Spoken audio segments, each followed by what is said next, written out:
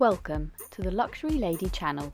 Today's video is showcasing the world of luxury handbags, from their profile on runways through to the craft and workmanship that goes into them. We truly take our hat off to the incredible beauty and skill that goes into producing them.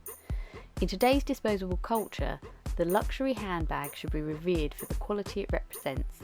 They often stand the test of time and hold their value. Let's start with a look at Gucci Aria. This special film, created in the year of Gucci's centenary, is a visual masterpiece.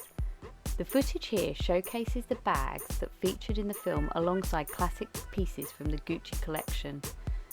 They feature classic Gucci fabrics, colours and styling, with the signature use of dressage and horse riding paraphernalia.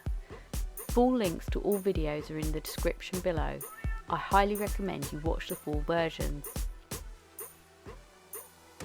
The Aria film is based around the Savoy Club, which is a tribute to Guccio Gucci's youth, where he worked as a lift boy in the Savoy Hotel, London. Well, back to handbags. Among the most expensive Gucci bags is the Zoomy Crocodile top handle handbag. Its official price is $32,564 US. This bag was inspired by actress and musician Zumi Rosal, and it is a classic bag of medium size. Born in 1881, Guccio Gucci, who was a craftsman's son, founded the House of Gucci as a saddlery shop in Florence in 1906. Guccio was a master craftsman in leather goods. He started out selling leather bags to horsemen in the 1920s and progressed to luxury luggage as his clients graduated from equine transportation to horseless carriages. In 1938, Guccio Gucci opened their first retail shop on the Via Condotti in Rome.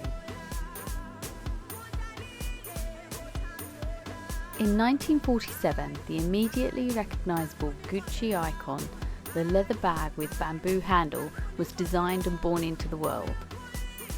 During the 1950s, the trademark red striped webbing was introduced, taken from its original place on a saddle girth. This became an emblem, much as the leather moccasin with leather tassel. After his death in 1953, his family took the enormously successful company to new heights with global expansion, by opening stores in Paris, Beverly Hills, London, Palm Beach and Tokyo. The 1960s brought increased fame to the Gucci empire. Hollywood stars such as Grace Kelly, Peter Sellers and Audrey Hepburn made the name Gucci synonymous with chic. Jackie Kennedy helped by being photographed with the Gucci shoulder bag, which subsequently became known as the Jackie O. The company adopted the GG logo, which is still a feature of the brand identity and style on many of their iconic pieces today.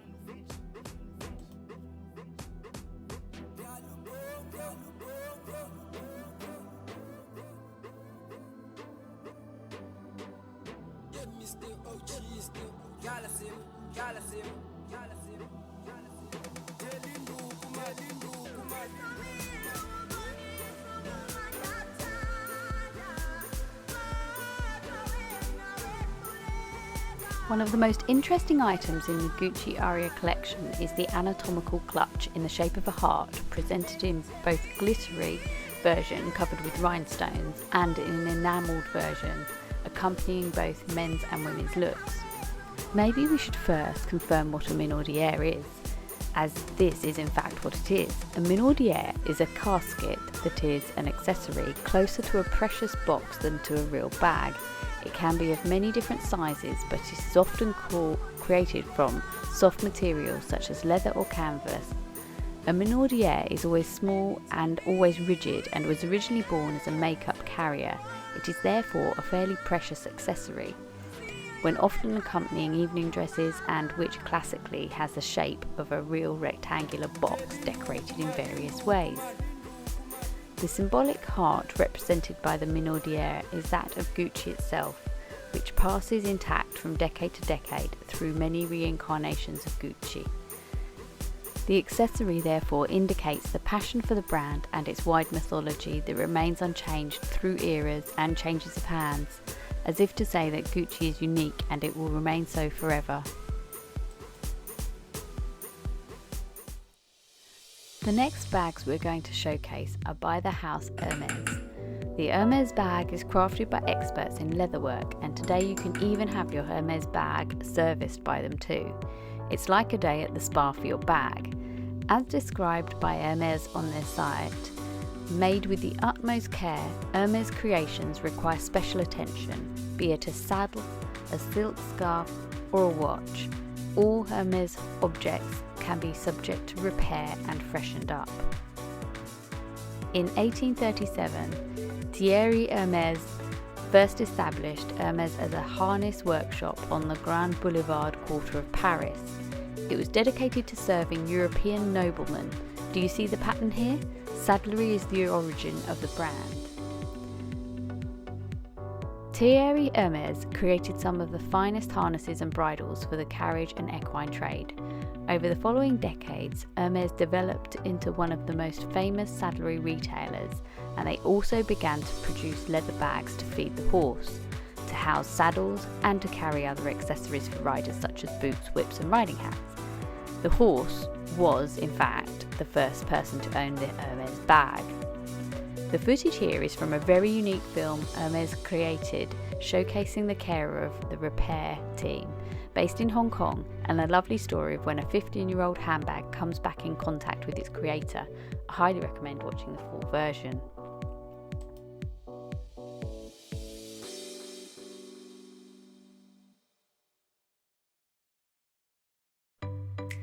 Now, we couldn't complete a luxury bag video without the inclusion of Chanel, of course.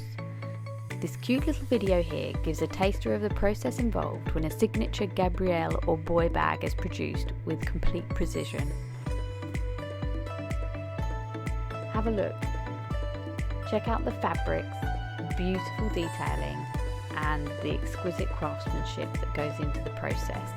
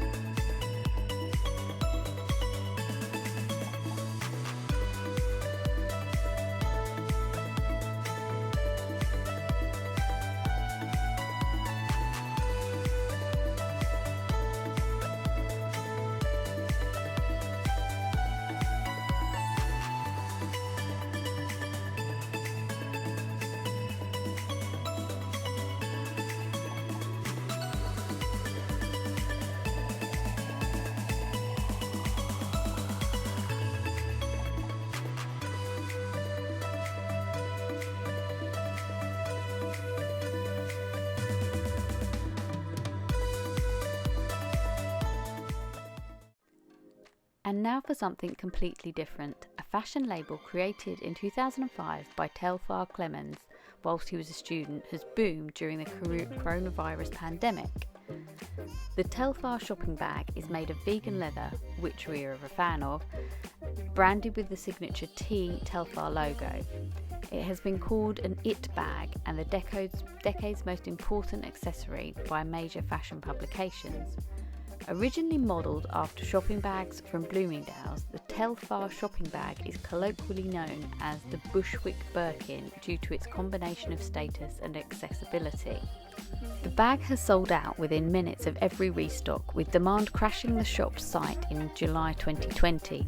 According to Wikipedia, Telfar's team was initially concerned that the bots were buying the bags to resell them at a higher price, but concluded that the bot issue was overstated.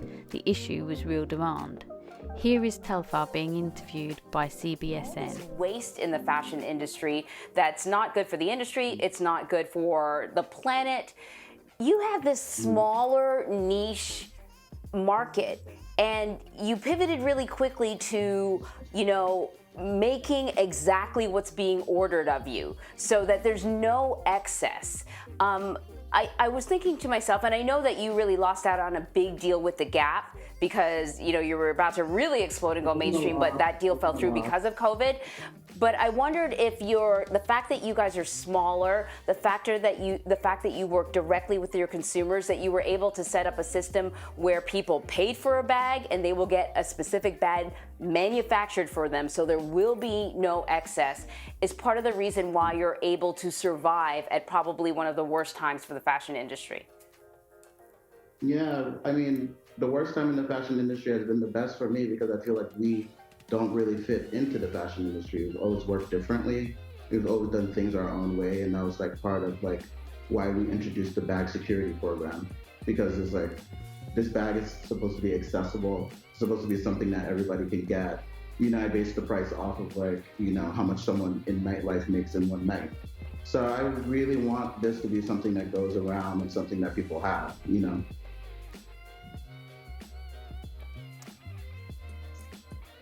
Yeah, well, it's worked because your bag is like basically sold out. There's a waiting list for it. Did you think, you know, even before COVID, that there were some serious problems with the fashion industry that needed to be corrected?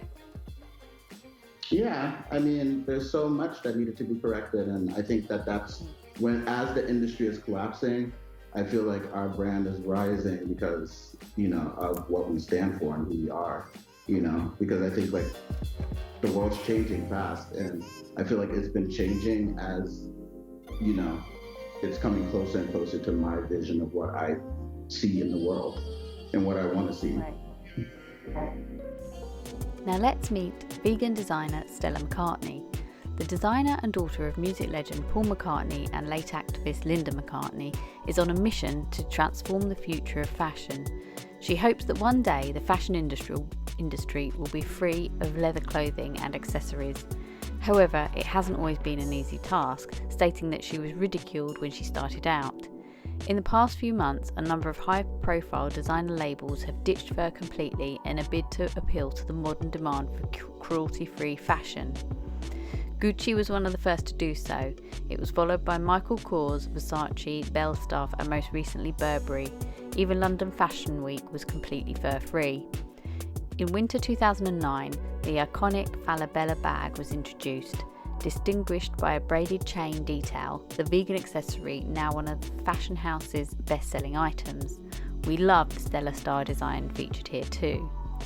Thank you for watching our Luxury Bags taster video. If you'd like to see more, please like or subscribe. It helps us to know if we're on track and we should make more videos. Bye for now.